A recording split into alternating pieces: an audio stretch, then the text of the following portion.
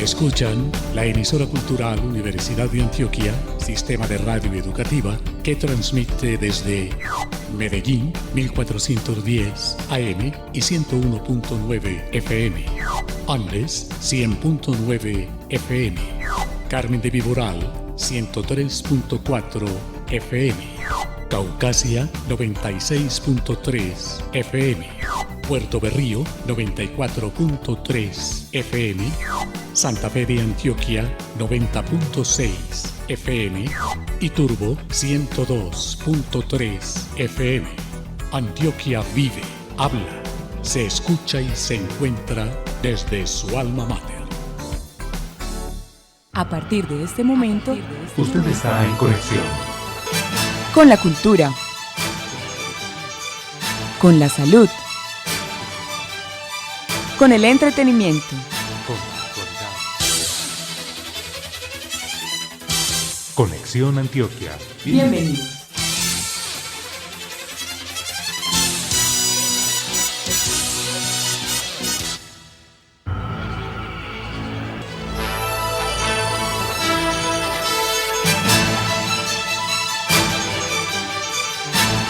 ¿Qué tal? Muy buenas tardes, bienvenidos y bienvenidas a una edición más de Conexión Antioquia.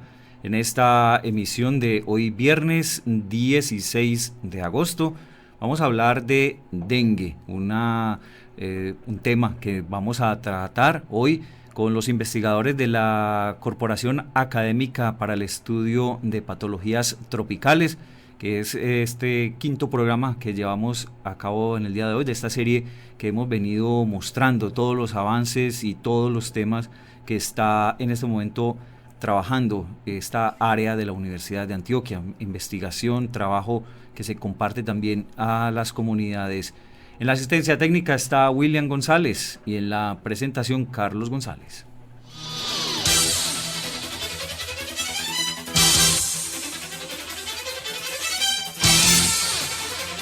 En la ciudad de Medellín tenemos una temperatura de 27 grados centígrados, algo de calor a esta hora en esta tarde de viernes, y saludamos a los invitados en el día de hoy, que son los investigadores, son biólogos, Zair Orieta Arboleda Sánchez y también Andrés Mauricio Gómez Palacio.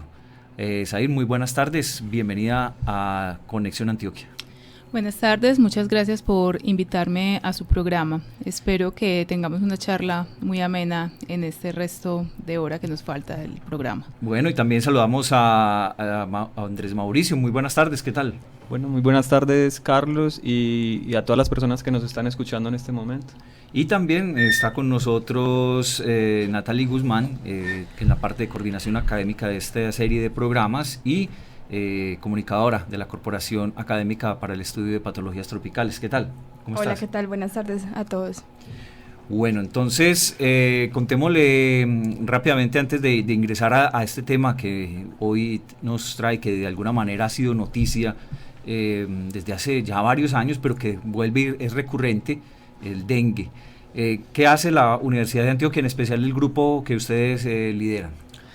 Bueno, yo quiero comenzar diciendo que nosotros somos un grupo adscrito al Instituto de Biología, básicamente, pero también está integrado por otros profesionales de las ciencias y de la salud. Entonces personas como microbiólogos y médicos también han participado de las diversas investigaciones que se han llevado a cabo a lo largo de más de 20 años de historia que tiene el grupo. Uh-huh. Actualmente mi compañera que está acá presente, Zair, y yo, pues estamos coordinando una línea de investigación que tiene aproximadamente 2 años y que está enfocada en el tema que vamos a tratar hoy, que es el dengue y muchas de sus características que más tarde conversaremos.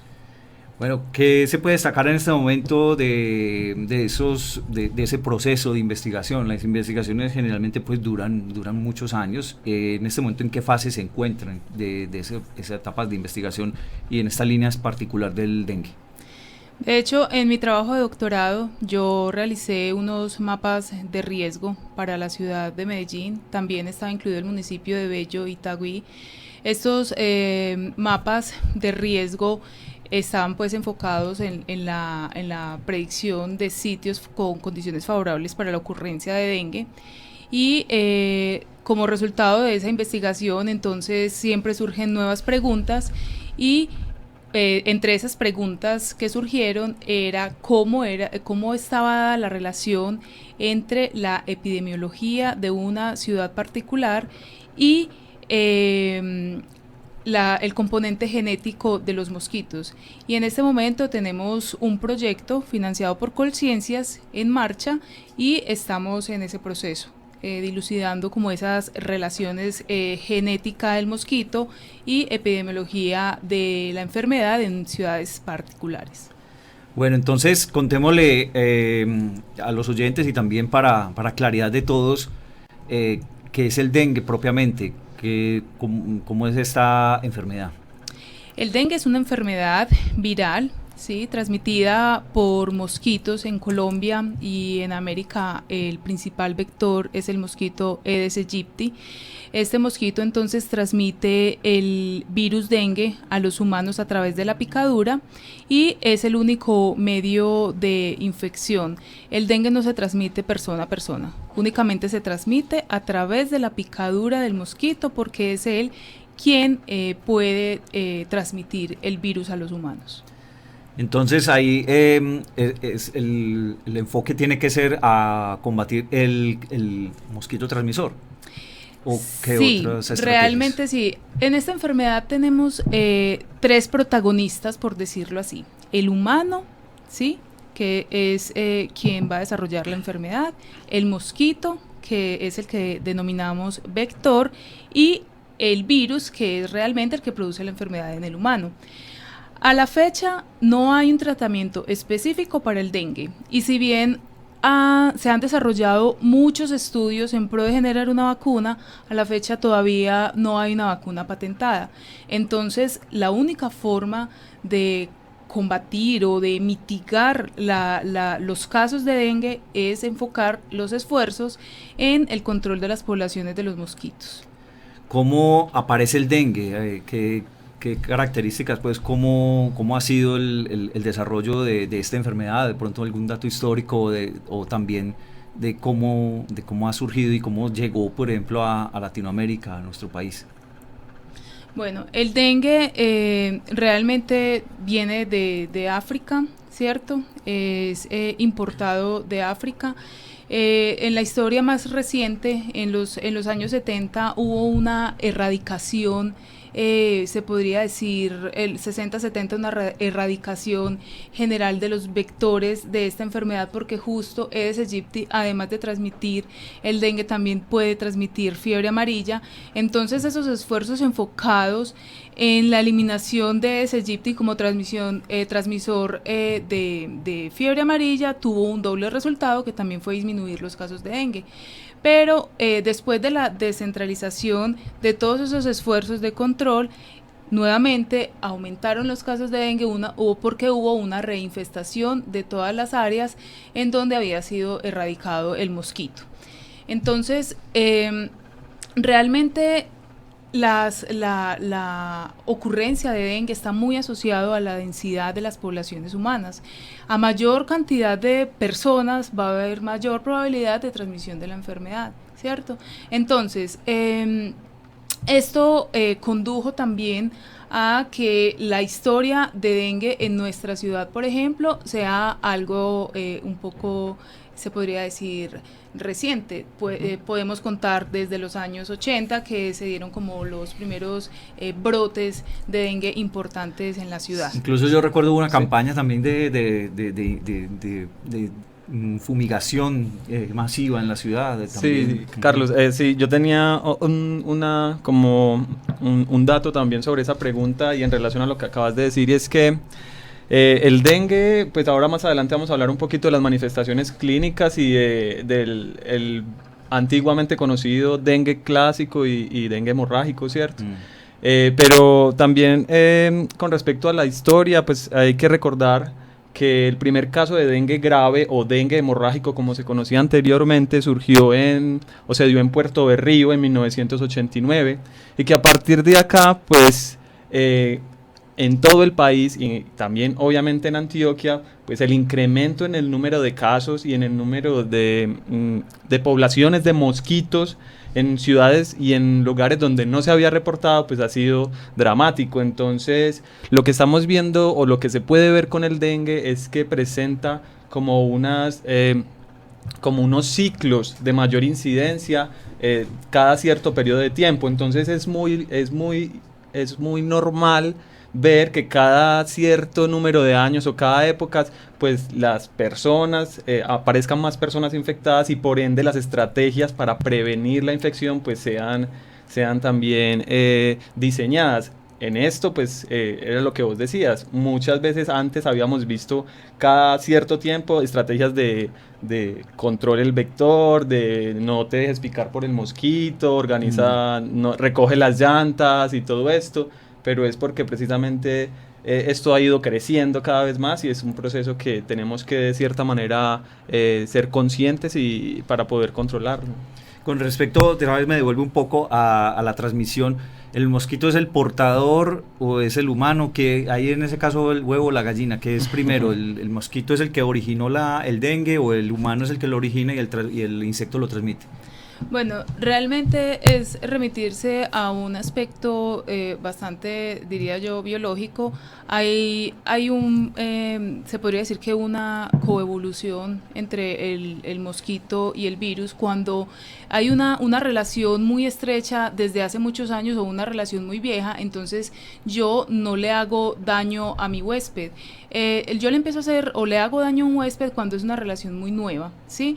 Entonces, me refiero a que el virus en sí no causa ninguna patogenia en el mosquito, pero sí la causa en el humano. Entonces uno podría deducir que esa relación virus-mosquito es mucho más ancestral que la relación virus-humano.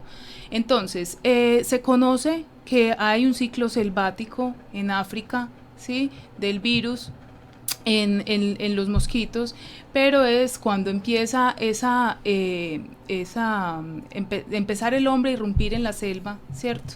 Ahí es cuando se rompe como ese ciclo y salta entonces de los mosquitos a los humanos. O sea, el mosquito se alimenta de sangre humana, de hecho las hembras son las que se alimentan de sangre, los machos no se alimentan de sangre, estoy hablando específicamente de Aedes aegypti, los machos se alimentan de néctar, de frutas, etcétera, pero las hembras se alimentan de sangre porque ellas necesitan una proteína que hay en la sangre para poder madurar sus huevos. Entonces, y esa proteína está en abundancia en la sangre humana, por eso ellas prefieren alimentarse de humanos y al preferir alimentarse de humanos, entonces van a llegar a colonizar esas áreas cercanas a donde vive el humano o a vivir en íntima relación con el humano, porque ahora los criaderos del mosquito son todos los recipientes dispuestos por el hombre que tienen agua limpia, que tienen agua rica en oxígeno, rica en algunos nutrientes, y eso entonces va a hacer que esa relación mosquito y humano sea más íntima, y por eso se considera que es una problemática urbana. O sea, entre más de alguna manera se van creciendo las ciudades, se va provocando más esa situación. Ya no es tan, digamos, una enfermedad, digamos, de lugares un poco rurales, sino que ya va básicamente en las ciudades, se está proliferando mucho. ¿A qué altura o qué la temperatura o la altura a nivel del mar tiene algo que ver? Carlos, tenés mucha razón en la suposición que estás haciendo, porque de hecho lo que yo te estaba contando ahorita de la expansión en las poblaciones de mosquito tiene que ver mucho con ese crecimiento, digámoslo así, de cierta manera desregulado de las poblaciones humanas, ¿cierto? Ciudades que no tienen una visión de ordenamiento, digamos, como ordenado. Entonces, por ejemplo, el almacenamiento de aguas es constante y es la fuente principal para ellos acceder al agua. Entonces no hay una red de alcantarillado lo suficientemente estructurada, y a medida que se van creciendo esas poblaciones humanas, pues el mosquito, en esa asociación que tiene con el humano, pues también se va expandiendo. Las barreras ecológicas del mosquito como sería la temperatura, la altitud, pues cada vez están, digamos así, podríamos decirlo en términos generales, perdiendo esos límites. Actualmente se conoce que por debajo de los 2.200 metros en zonas tropicales y subtropicales, obviamente no estoy hablando de regiones por fuera de estas zonas, pero se dice que por debajo de los 2.200 metros ya podríamos estar encontrando poblaciones de Aedes aegypti, inclusive en ciudades con clima templado o clima cálido, y algunas regiones que posiblemente en ciertas épocas del año también puedan tener una temperatura un poco más baja. Entonces... se van atreviendo pues a subir más y también claro, aprovechan el cambio climático. Ellos como la mayoría de nosotros como organismos biológicos estamos buscando siempre dónde está nuestro recurso para podernos aprovechar. Entonces, para donde va el humano, ellos mientras puedan están. Y si en algún momento el virus entra a ser parte de esa relación, entonces aparece el dengue, porque como lo dijo Zair, el virus también es otro de los actores en esa relación que es constante. Bueno, aquí hay algo importante para mencionar, y es que en algunos estudios se ha demostrado que la replicación del virus al interior del mosquito no es eficiente por debajo de los 18 grados.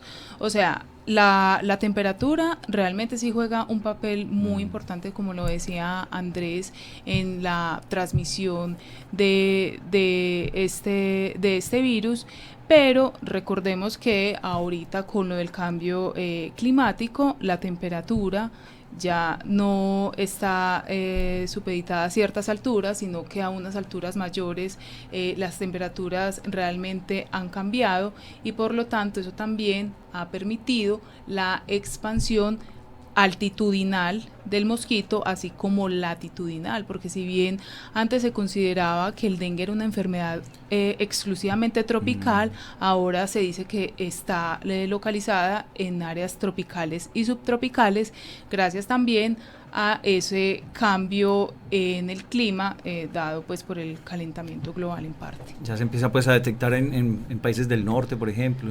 Exacto, sí. En los veranos de algunos países, sí, y ahí es un dengue, se podría decir, unos brotes de dengue estacionales. Se van a presentar brotes principalmente en el verano. En el invierno, entonces, los huevos de los mosquitos de hecho, entran en un estado de latencia. Ellos pueden durar sin eclosionar los huevos aproximadamente un año, ¿sí? Entonces es un tiempo suficiente para aguantar esas temperaturas bajas extremas, y cuando llegue otra vez la temporada cálida y las lluvias puedan entonces emerger las larvas, y de ahí pues posteriormente las pupas y el estadio adulto. Entonces aquí cabe resaltar que el mosquito es un mosquito holometábulo, pasa del estadio de huevo por 4 estadios larvales posteriores, luego a pupa, y de la pupa emerge el adulto. Los estadios larvales y de pupa entonces son estadios acuáticos, por eso entonces la hembra va a buscar recipientes dispuestos por el hombre con agua limpia para poner sus huevos en un lugar que le garantice condiciones de existencia a sus huevos, y el estadio pues de adultos sí es un estadio aéreo, que es el mosquito. Muy bien, estamos hablando de dengue aquí en la emisora cultural de la Universidad de Antioquia, en Conexión Antioquia, con los investigadores de la Universidad de Antioquia, Zair Arboleda, y también con Alejandro Gómez.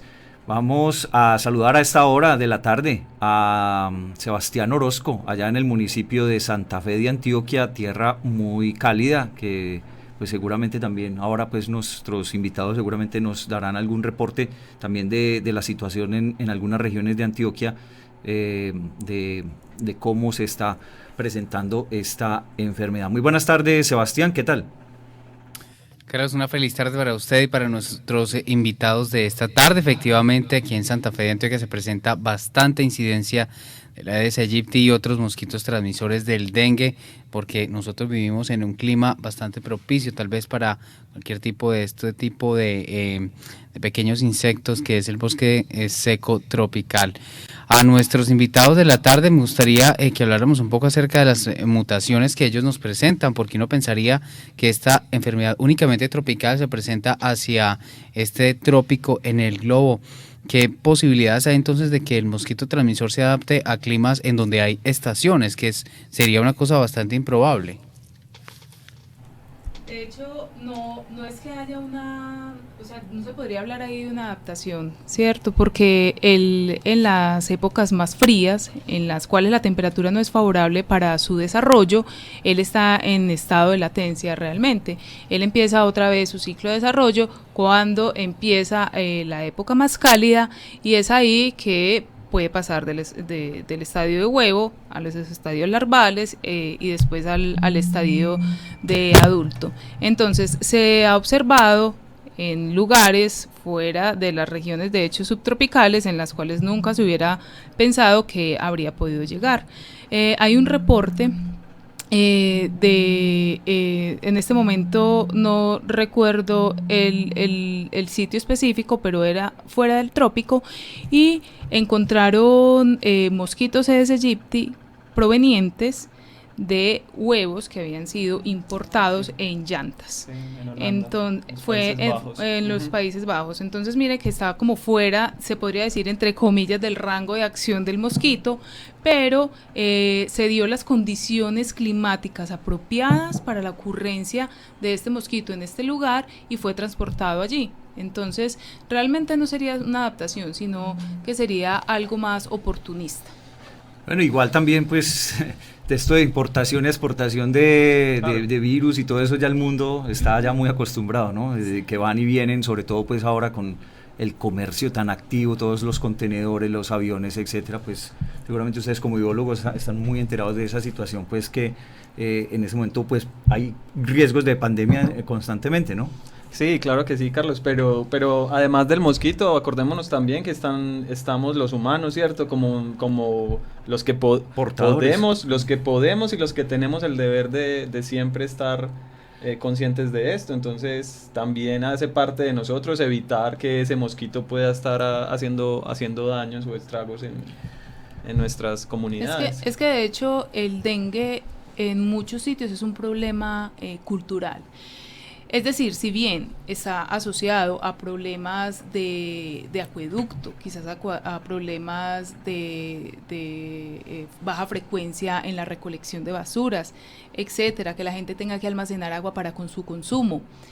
En otros sitios, vamos a hablar del caso específico del Valle Aburrá, en donde casi se podría decir que el 99% de los municipios tienen cobertura tanto de acueducto como de recolección de basuras.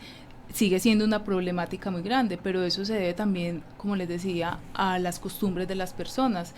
Las personas con un suministro de agua constante siguen almacenando agua porque son costumbres de antaño, siguen teniendo sus plantas en agua a pesar de las recomendaciones que hacen las personas de la Secretaría de Salud, que hacen muestreos periódicos. Entonces todas estas acciones de los humanos hacen que sea un problema cultural, social, cultural, y que sea difícil erradicarlo porque tenemos que cambiar la conciencia desde las casas. Bueno, si desafortunadamente a uno lo pica el zancudo de la Aedes aegypti y es portador pues del dengue, ¿qué le sucede al cuerpo humano? ¿Qué le pasa a una persona? Si a mí me sucede, ¿qué me puede empezar a pasar? ¿Y en cuántos tiempos o cuántas horas o días empiezo a desarrollar la enfermedad? Si es que siempre voy a desarrollarla o no.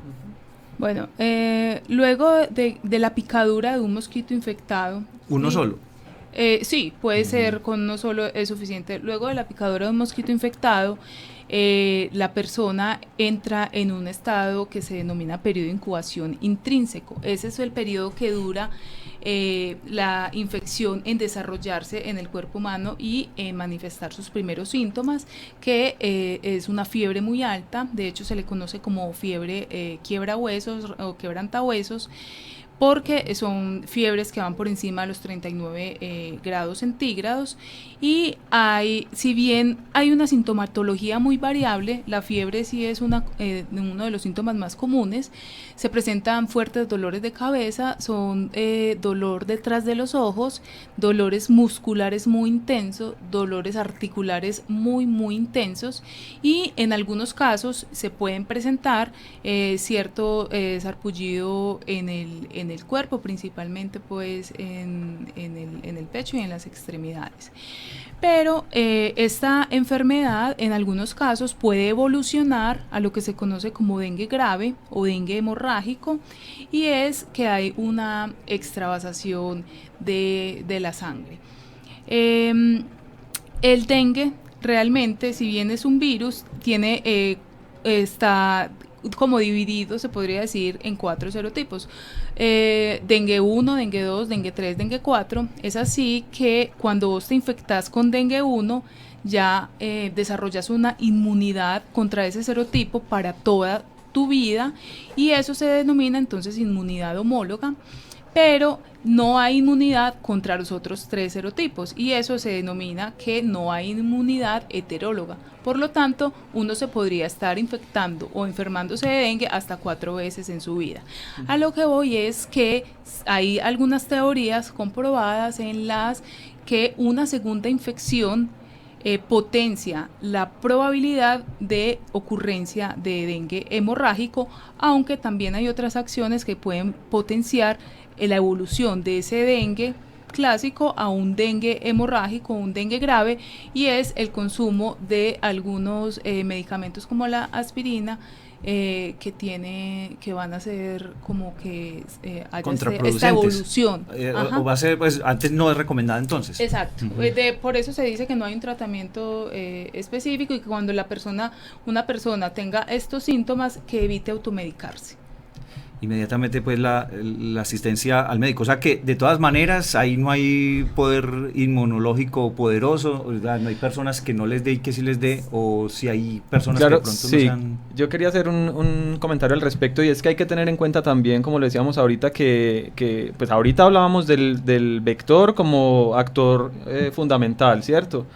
Pero ahora estamos hablando del virus como el otro actor que participa en esta enfermedad. Entonces, hablando ya del virus, es importante también decir que la proporción de mosquitos que están naturalmente infectados con el virus no es tan alta como uno creería. Se dice que es relativamente baja. Y además hay que hablar también de lo que estaba diciendo Zair, de la variabilidad entre los virus, ¿cierto? Aunque todos son dengue, los 4 serotipos que ella nombraba, la combinación entre distintas infecciones a lo largo de la vida pues puede dar o no distintas manifestaciones clínicas, y eso hace que el cuadro clínico del dengue sea un cuadro clínico bastante complejo a su vez. Entonces, como puede haber personas donde los síntomas iniciales puedan ser débiles, otras personas pueden tener esos síntomas mucho más fuertes, y además pueden evolucionar al dengue grave y posteriormente no resolver la enfermedad y llevar a la muerte, ¿cierto? Entonces, la complejidad de lo que representa esta virosis pues es el fiel reflejo de que no hay todavía un tratamiento médico efectivo, lo suficientemente efectivo, y que las vacunas todavía están en fase de estudio. Entonces, mucho menos vacunas, sí.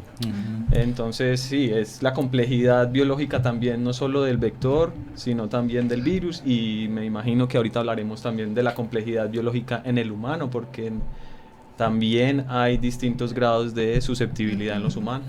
Carlos, de hecho hay muchos estudios, ¿cierto? Todos enfocados, por ejemplo, a definir cuáles poblaciones humanas pueden ser más susceptibles a la infección con el virus. Hay estudios en los cuales dicen que las mujeres tienen mayor riesgo de padecer dengue. aunque uno podría pensar que en algunas, pues en esta época ya no, pero que en épocas pasadas la mujer era la que pasaba mayor tiempo en la casa y que a lo mejor por eso tenía mayor probabilidad de infectarse con el virus, aunque no es pues absolutamente la respuesta a por qué las mujeres se pueden infectar más con el virus. Uno encuentra en algunos estudios que la proporción entre infección de hombres y mujeres es muy similar, pero han habido estudios en los cuales pues es mayor en las mujeres. También la edad es un factor de riesgo. Los niños parecen tener más riesgo de contraer la enfermedad. Esto también puede estar asociado a la mayor permanencia de esos niños en la casa. De hecho, hoy hubo una noticia que murió una niña en Barranquilla, si no estoy mal, por dengue. Porque se llega incluso a la muerte. ¿Qué pasa ahí? ¿Qué pasó ahí en una situación? No específicamente en ese caso, sino que puede ocurrir desde que una persona muera por dengue. El problema es que el dengue, como les contaba ahorita, puede tener una evolución a dengue grave, que puede producir una hemorragia severa, y una hemorragia severa conducir a la muerte. ¿Pero por falta de tratamiento o realmente es que es tan fuerte que ya ni siquiera la medicina puede salvar al paciente? Realmente el tratamiento cuando una persona tiene dengue son transfusiones, pero a veces ni las transfusiones pueden contrarrestar la extravasación. Pero sí, yo quiero anotar algo ahí, es que también, o sea, lo que había acabado de decir yo era también sobre la complejidad de las manifestaciones clínicas, ¿cierto? Entonces, aunque muchos de estos casos que se complican y que pueden llevar a la muerte podrían de cierta manera ser, digámoslo así, evitados si se hace un acompañamiento preventivo antes de que sea lo suficientemente grave,